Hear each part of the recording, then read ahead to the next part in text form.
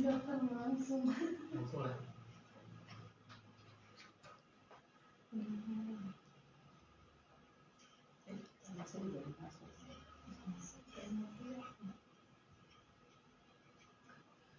Aman nggak dok terangnya?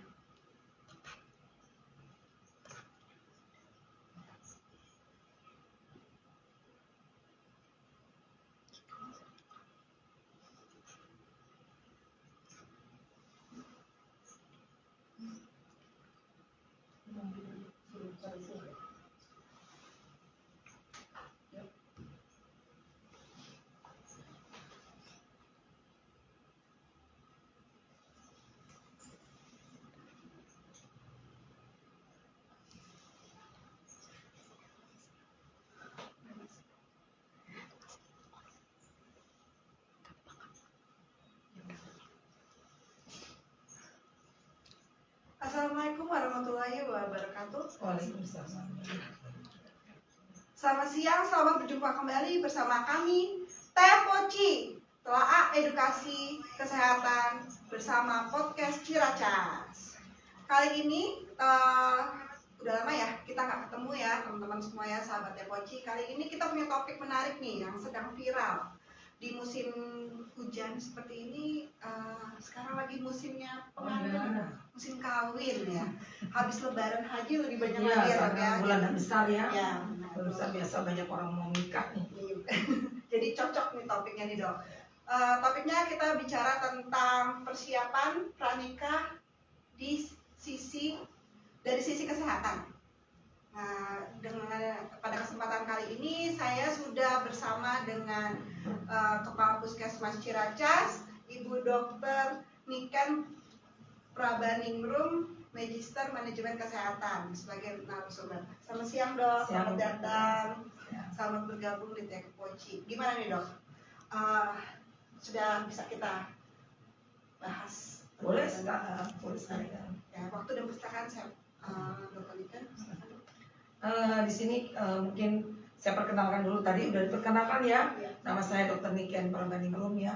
Di sini saya akan membawakan materi tentang tadi adalah persiapan pranikah ya. Karena di sini juga bulan-bulan Zulhijjah ini bulan besar nih, biasanya banyak orang mau menikahkan anaknya nih ya. Nah gitu, jadi cocoklah ini ya. Jomblo dengerin aja dulu ya. Jadi pada persiapan pranikah ini harus dipersiapkan dengan baik ya, karena persiapan kalau tidak dipersiapkan dengan baik nanti kadang-kadang habis nikah langsung cerai, ada kan seperti itu. Jadi harus ada persiapan pernikah, terutama di sini saya terangkan dari sisi kesehatan. Di sini faktor-faktor yang mempengaruhi kesehatan ibu dan janin, yaitu di sini ada 5, yaitu dari gizi ibunya sendiri, kemudian dari status imunisasi ibu yang akan dipersiapkan jadi bumil kan nantinya, kemudian dari penyakit menularnya, kemudian dari penyakit tidak menularnya, kemudian dari kejiwaan bumil ya. Untuk itu harapannya adalah 1. Meningkatkan kesiapan dan pemahaman calon pengantin tentang kesehatan reproduksi nih ya yang utama, sehingga dapat merencanakan kehamilan yang diinginkan ya. Kemudian 2, meningkatkan cakupan program KIA dan KB ya. Kemudian 3, meningkatkan peran lintas program dan lintas sektoral dalam KIE kesehatan reproduksi bagi calon pengantin. Kemudian 4, yaitu mendukung percepatan penurunan angka kematian ibu dan bayi baru lahir. Ini harapan kita ya, karena jadi puskesmas ya, ya dok ya. Kemudian dok, persiapan pernikahan nih ada 5 nih, yaitu persiapan pemeriksaan kesehatan fisiknya, kemudian persiapan gizinya dari ibu hamilnya supaya anemia atau tidak sih gitu ya. Terus ketiga, persiapan dari imunisasi ibunya nih atau calon pengantin yang perempuan ya. Kemudian ketiga, tentang kesehatan reproduksinya baik atau tidak nih ya. Lalu kelima tentang kesehatan jiwanya itu ya. Itu bisa dilakukan di mana tuh dok? Oh. Kalau misalnya seperti itu dok? Itu kalau untuk kesehatannya bisa dilakukan awalnya ke puskesmas ya. Di puskesmas nanti kita Di puskesmas kita sudah ada ya dok? sudah bisa semua ya. Lalu pemeriksaan kesehatan untuk fisik gitu ya, yaitu manfaatnya apa sih gitu ya. Mengetahui status kesehatan calon pengantinnya nih. Kemudian memberikan, kalau misalnya ada kita temukan kelainan-kelainan, kita obati. Kemudian mencegah penularan penyakit, itu penyakit menular nih terutama ya, penyakit infeksi menular seksual kan banyak tuh ya. Lalu keempat, mempersiapkan kehidupan rumah tangga yang sehat nih ya. Kemudian mempersiapkan kehamilan dan menghasilkan keturunan yang berkualitas. Itu dari segi pemeriksaan kesehatannya ya. Kemudian dari segi pemeriksaan kesehatan itu meliputi apa aja sih? Nah, gitu. Ada loh yang masih muda ternyata tekanan darahnya sudah tinggi.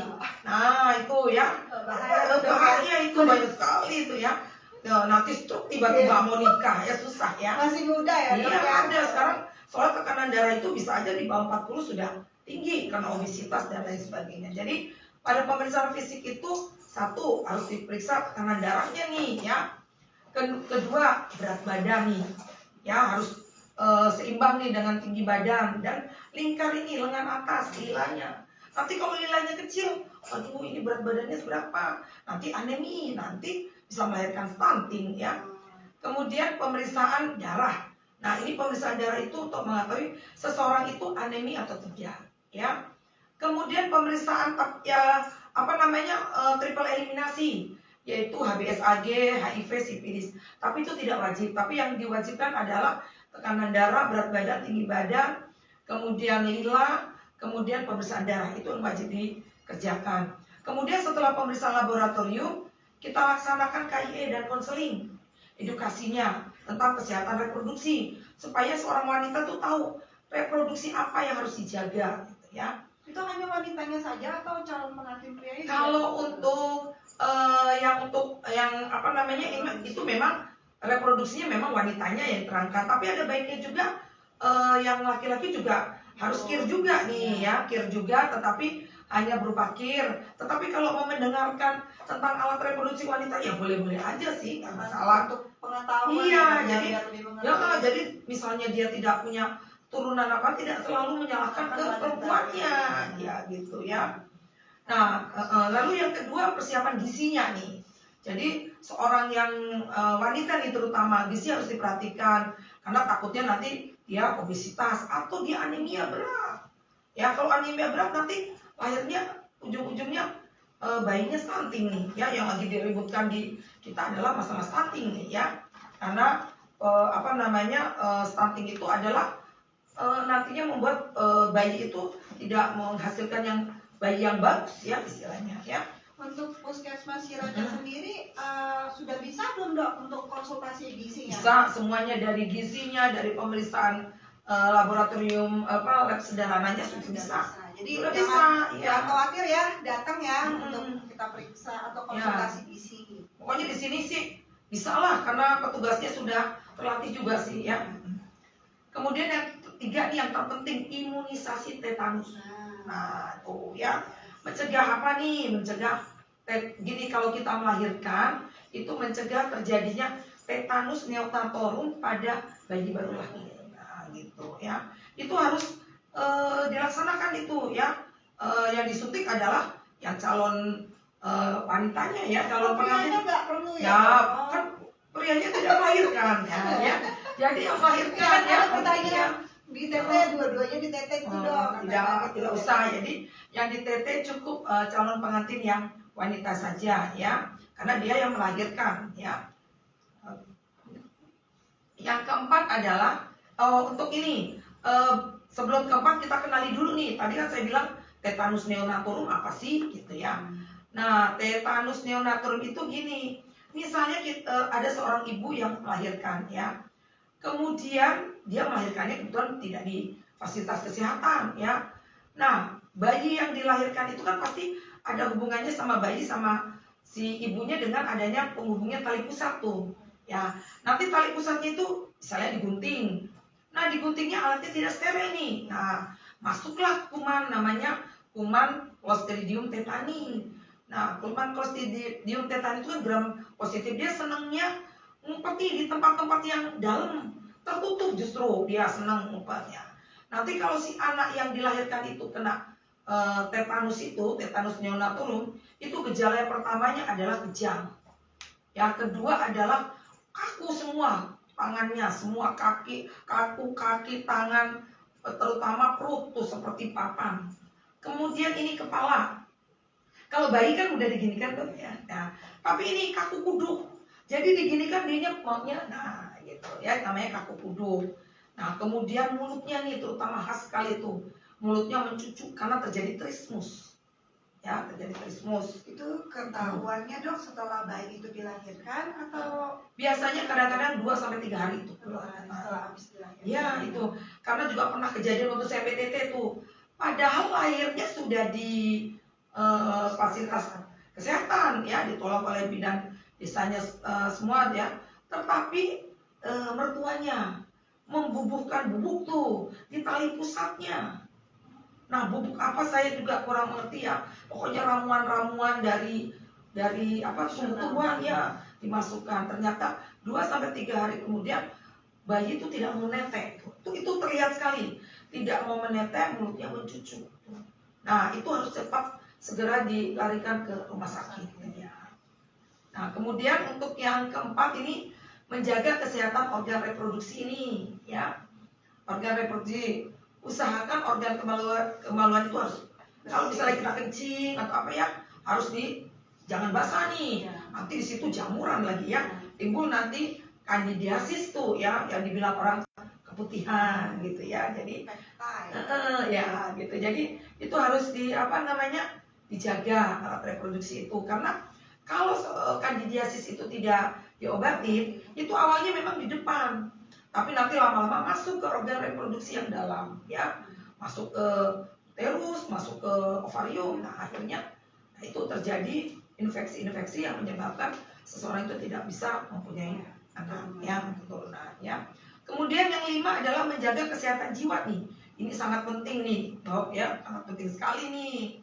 Karena apa?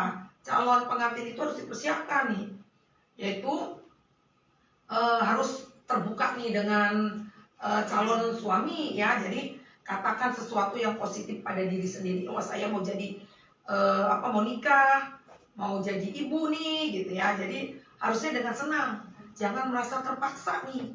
Ada juga kalau yang dinikahkan kawin paksa, ada juga kan dok ya. Tapi ya jangan sampai seperti itu ya. Kemudian kenali karakter calon pasangan dan keluarganya, ya, harus kenalan dulu ya. Jangan kayak zaman Siti Nurbaya kali ya. Dinikahkan paksa ya. Dijodohkan. Kemudian jalin hubungan baik dengan calon pasangannya ya. Kemudian menjaga kesehatan keluarganya. Ya, keluarga seperti, jadi berdua ini calon pengantin ya, ibaratnya jaga berat badan ya, itu dengan rajin olahraga, konsumsi makanan yang bergizi ya, dan istirahat yang cukup. Jadi jangan stres nih, yang mau menikah malah stres ya. Sesuatunya harus komunikasi. Harus dengan baik, dibicarakan dengan baik ya, seperti itu. Terus bagaimana dok cara pembuatan biar kita itu bisa layak menikah dok? Kan sekarang kan sedang ada nih namanya sertifikat layak kawin. Oh iya, sertifikat layak kawin ya, memang baru beberapa tahun ini ya ada ya memang. Jadi kalau seorang calon pengantin itu harus mempunyai surat sertifikat layak kawin dari kesehatan, yaitu dari puskesmas ya.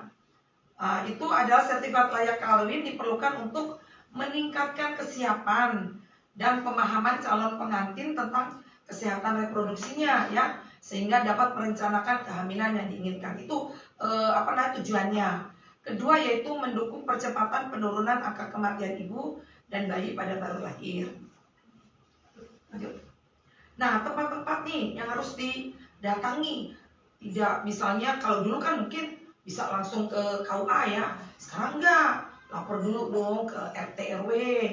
Tapi kalau bisa ya lapor ke RT RW-nya juga bersama ibu atau bapaknya ya, kan ini bukan kawin lari nih, nah ya, bukan kawin lari ya, jadi harus sama ibu bapaknya memperkenalkan ya. Jadi lapor RT RW supaya mendapat surat keterangan ya, surat keterangan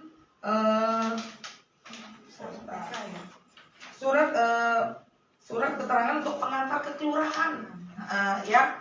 Jadi dari RT RW tuh ya. Setelah dari RT RW baru ke puskesmas.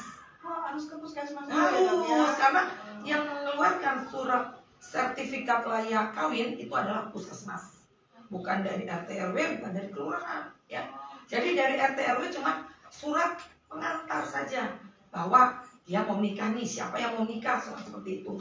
Setelah itu dia ke puskesmas dulu nih ya. Nah, di puskesmas itu nanti dia baru mendapatkan sertifikat layak kawin ya. Jadi puskesmas itu sebelum mendapatkan sertifikat tersebut kita periksa dulu yang tadi ya, periksa dulu, periksa di puskesmas ya, sehat atau tidak nih ya. Setelah itu baru ke kelurahan.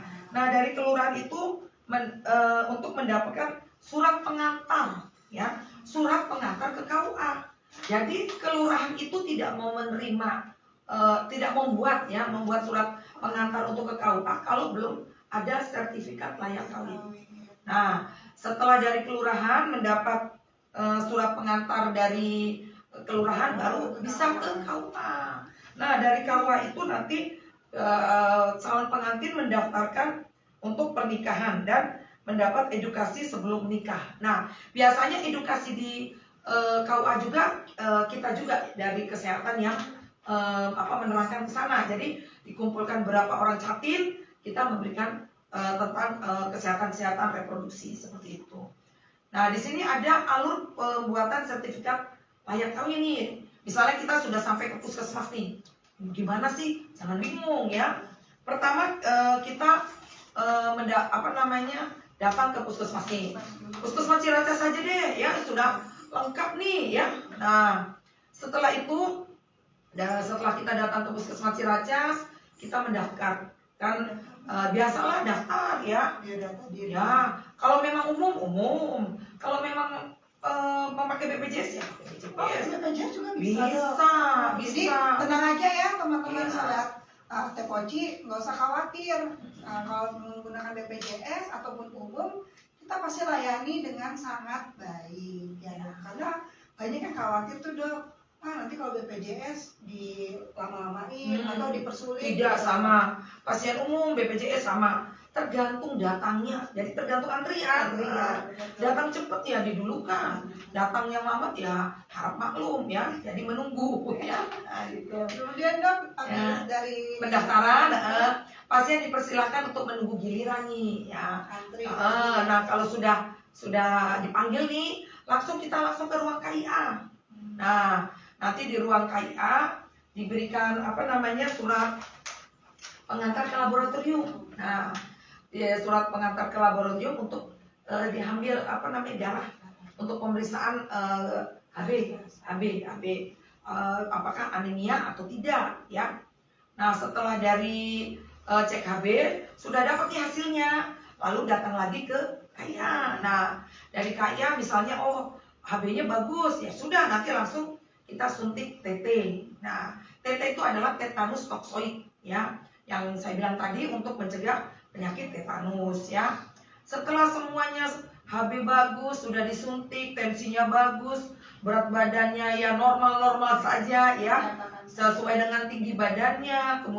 Nah, itu sudah dikatakan baik ya kesehatannya, kita keluarkan surat sertifikat layak kawin ya. Saya tanda tangan loh ya. Iya. Bertemu dengan dokter. Terus ya setelah itu baru nih kalau umum ya biasalah kita membayar dengan sesuai dengan perwal ya, peraturan wali kota, karena kita sudah BLUD, jadi kita peraturannya adalah untuk tarif adalah perwal ya, peraturan wali kota. Tetapi kalau untuk BPJS dan kebetulan BPJS-nya adalah vaskesnya di Puskesmas Ciracas ya, walaupun dari wilayahnya misalnya Kelurahan Kagungan, tetapi vaskesnya di Puskesmas Ciracas ya kita gratiskan. Jadi kalau kita di luar wilayah, walaupun misalnya, Dok ya, kalau saya dari luar wilayah, ya, saya tidak punya BPJS, Vaskesnya bukan di Ciracas gitu.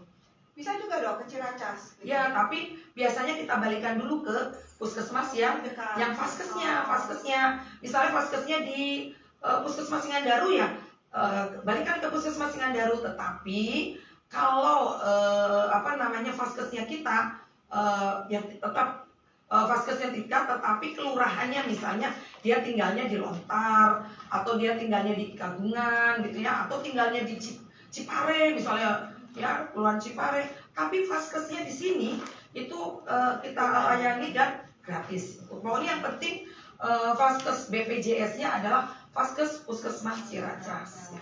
Kalau yang lainnya ya kita kembalikan dulu ke puskesmas yang memang tempat Vaskesnya, atau kalau yang umum ya bayar umum sesuai dengan peraturan wali kota gitu. Nah, Dok, kalau untuk pemeriksaan di KIA atau kesehatan ibu dan anak tersebut, pemeriksaannya apakah hanya laboratorium tes atau ada pemeriksaan organ dalamnya dengan cara USG atau bagaimana, Dok?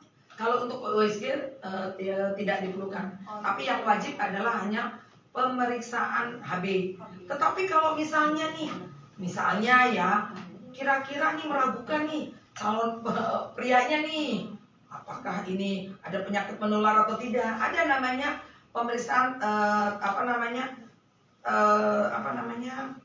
triangle ya, yang HIV, sifilis itu bisa kita lakukan. Jadi tapi itu pun kita bisa, ya, Dok, ya? tetapi itu tidak wajib. Yang diwajibkan adalah pemeriksaan organ reproduksi si wanita, pemeriksaan HB, kemudian tekanan darah, pemeriksaan fisik, pemeriksaan tinggi badan seperti itu. Tapi kalau untuk laki-lakinya biasanya kir biasa saja. Ya.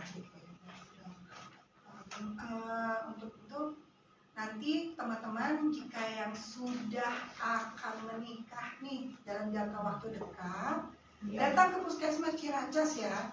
Nanti kita periksa ya, Dok. Iya. Kita periksa. Kira-kira teman-teman sobat Tepoci ada yang mau bertanya? Kami tunggu.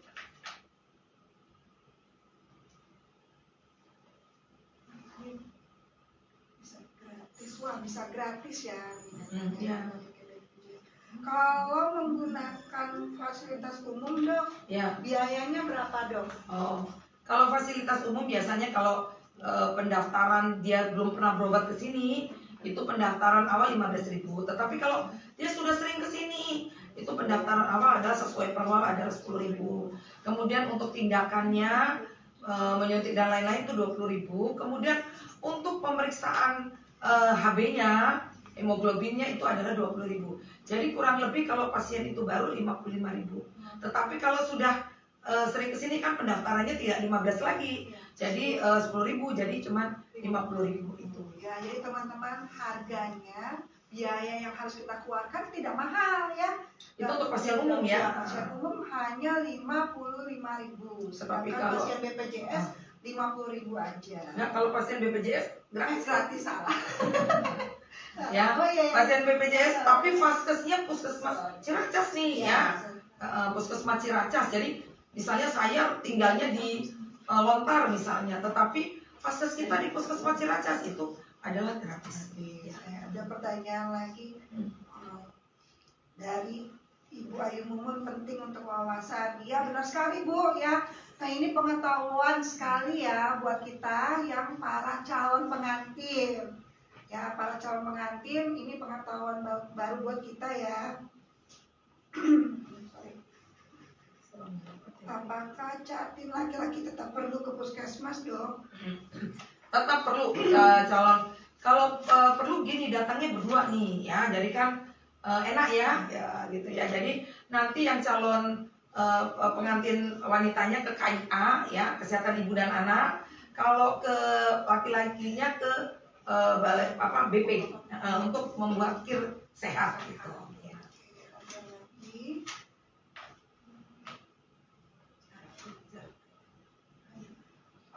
Untuk suntik tetenya sendiri, Dok, ada berapa kali, Dok? Apa sekali datang atau ada waktunya lagi? Iya. Jadi gini, suntik TT itu sebenarnya kan dari kecil sudah ada tuh DPT 1, DPT 2, DPT 3 ya. Kalau itu sudah lengkap tuh, kemudian ditambah kelas 2, 3, 5 kalau nggak salah ya, itu sudah ada suntikan tetanus juga. Itu kalau sudah lengkap semua, itu kita anggap T2. Karena sebenarnya suntikan T sampai T5 itu kekebalan 25 tahun. Tapi kalau misalnya dia sudah lengkap sampai SD, sudah diimunisasi TT ya, itu nanti datang pertama kali dia ke kita ya, calon pengantin itu bukan suntikan pertama lagi, tapi sudah suntikan ketiga.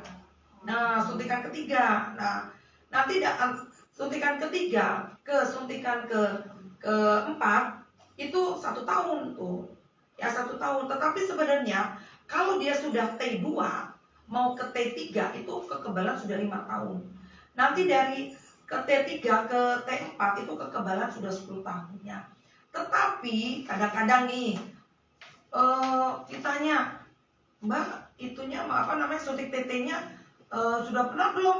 Nggak tahu, ibu saya nggak tahu. Kadang-kadang kan gitu ya. Banyak kayak gitu. Banyak nggak tahu.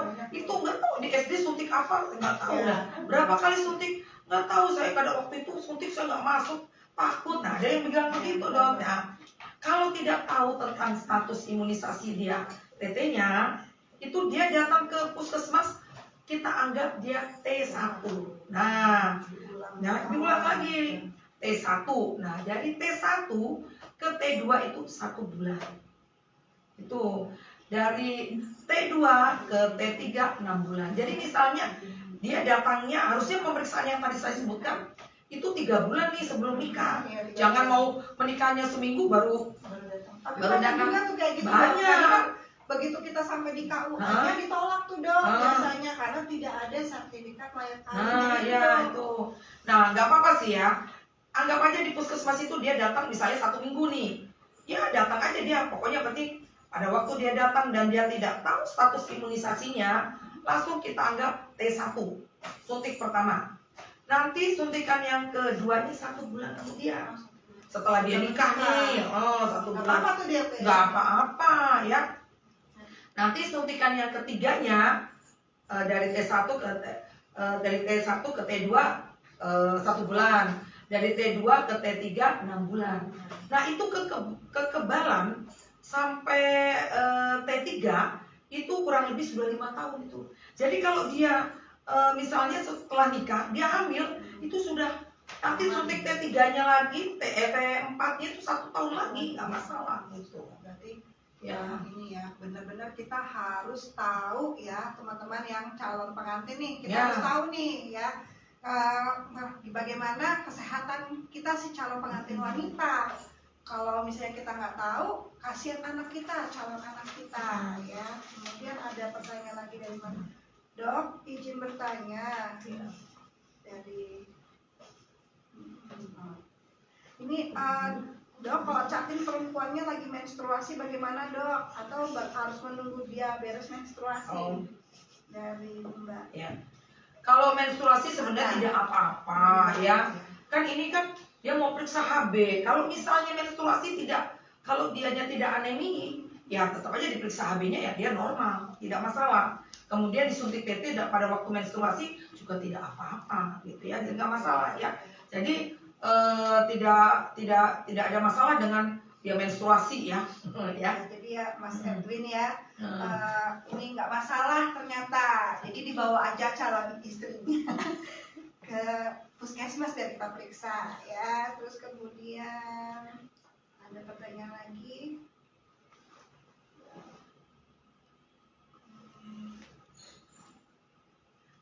Sayang sih dok ya, kamera kita nggak bisa ngeluarin ini ya, kita mau nunjukin sertifikat capin kita. Iya, ya. Sayang ya. Nantilah kapan-kapan kita lihat ya.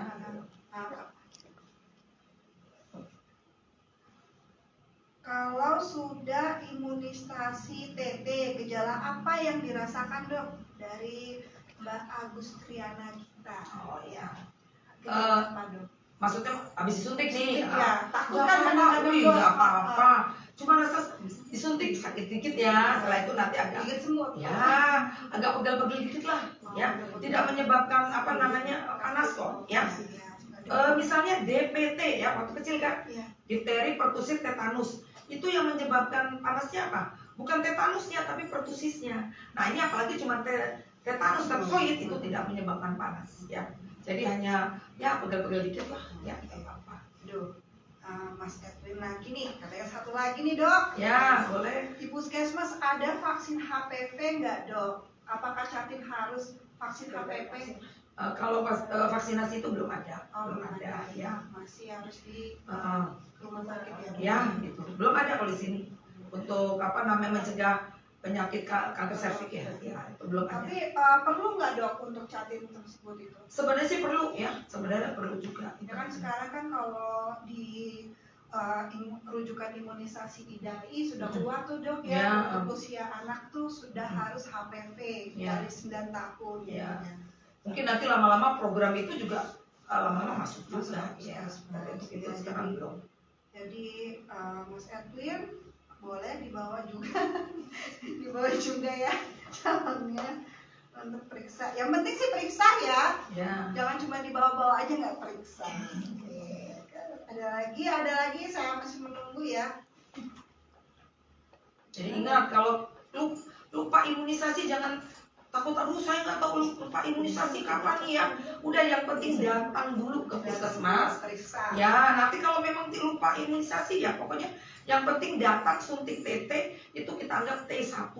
Dari T1 ke T2 itu 1 bulan gitu ya. Itu sudah kekebalannya 3 tahun kok dok.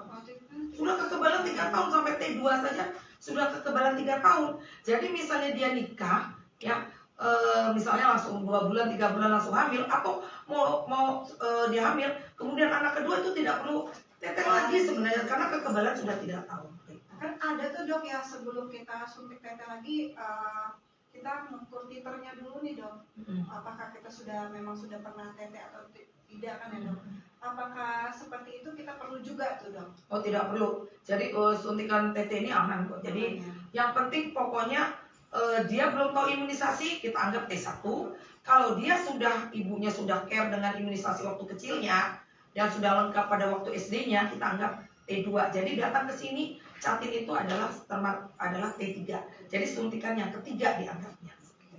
Dan kalau suntikan ketiga itu kekebalannya 5 tahun itu. Ya. Nah ini dok, ada lagi dari Mbak Camila Kamilawati dibacanya ya. Suntik teteh itu disuntik bagian mananya dok? Di tangan. Ya, di tangan tenang aja. Suntikannya cuma seperti dikit semua. Ya, ya dicubit dikit lah. Cubit dikit. Oke, iya. Ya. Demikian ya. Ada lagi pertanyaan? Belum masuk.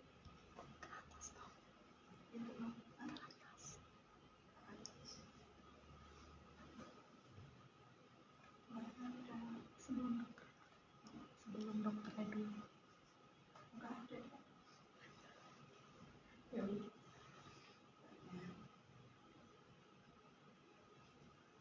Boleh ditanyakan apa saja ya. Yang penting saya mau nikah nih, apa yang harus saya perlukan? Nah, silakan bertanya, tidak apa-apa ya. Jadi jangan lupa mau nikah harus datang ke RT RW, itu saya ingatkan lagi, kemudian ke puskesmas, dari puskesmas ke kelurahan, nah, dari kelurahan baru ke KUA gitu ya. Karena kalau tidak melalui tahap-tahap itu, KUA tidak mau melayani untuk pendaftaran ya. Jadi harus ada pengantarnya dulu nih dok dari RT RW. Kalau puskesmas mengeluarkan sertifikat layak kawin, ke kelurahan mengeluarkan pengantar untuk menikah ke KUA. Itu harus. Jadi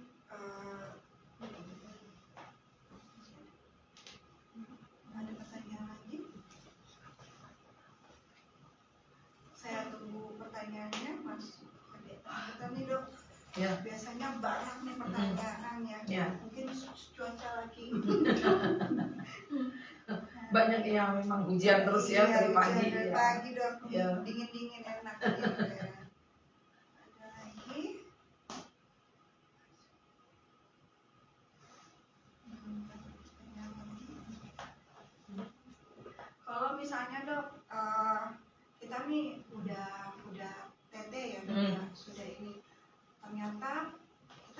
menikah nih dok, Mm-mm. ya kan?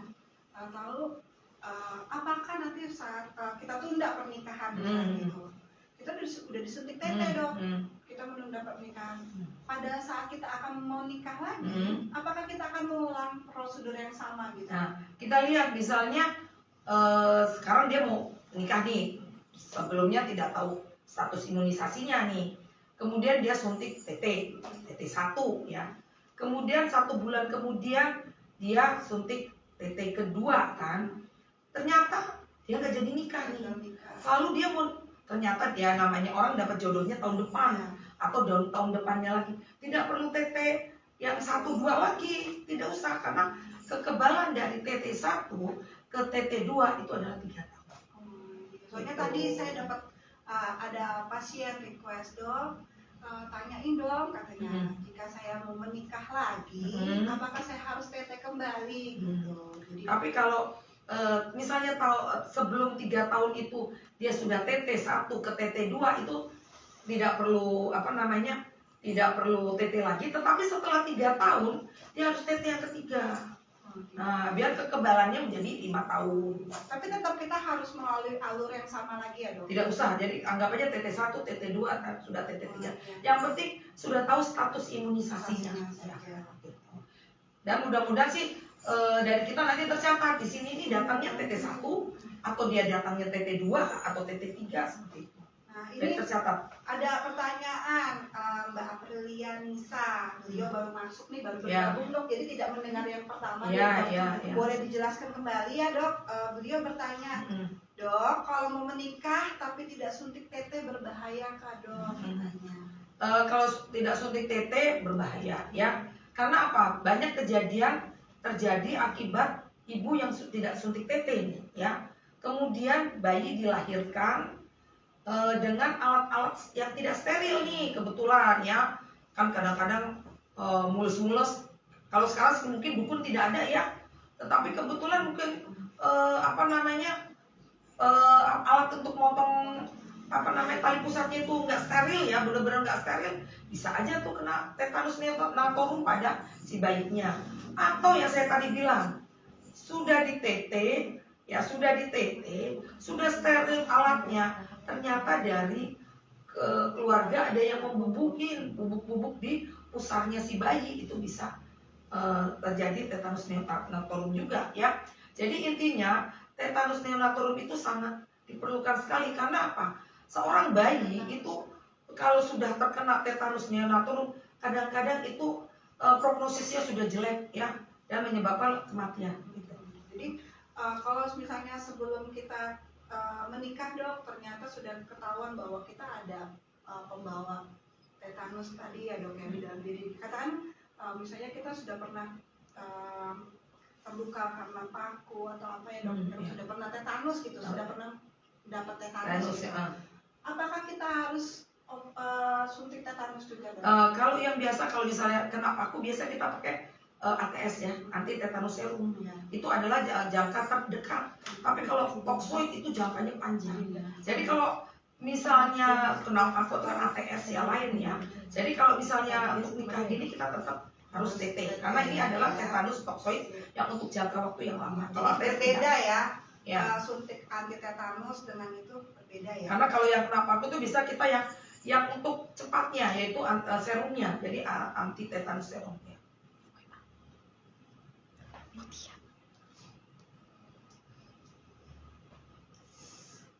Dok, izin bertanya dari Mbak Mega.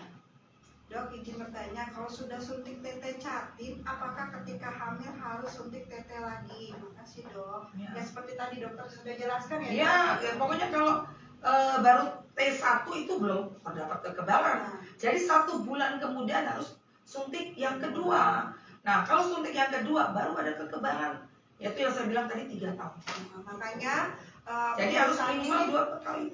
Pemeriksaan ini memang sebelum menikah 3 bulan ya dok? Ya. 3 bulan sebelum menikah. Ya, jadi misalnya 3 bulan dia sudah suntik TT nih sebelum nikah. 1 bulan kemudian sebelum dia 2 bulan sebelum nikah, dia suntik TT yang kedua kan. Nah itu kekebalannya sudah 3 tahun. Jadi harus ada suntik T yang kedua biar dia menyebabkan kekebalan 3 3 tahun itu. Jadi jangan cuma suntik wajib ini saja T1, jangan ya. Harus T2 karena biar membuat kekebalan 3 tahun. Ya nggak terasa ya sudah 40 menit ternyata lewat dari setengah jam. Udah ngobrol susah ya. Iya, ibu-ibu ya. biasa. Oke dok, terima kasih dok ilmu dan Sama-sama, waktunya dok. terima kasih dok.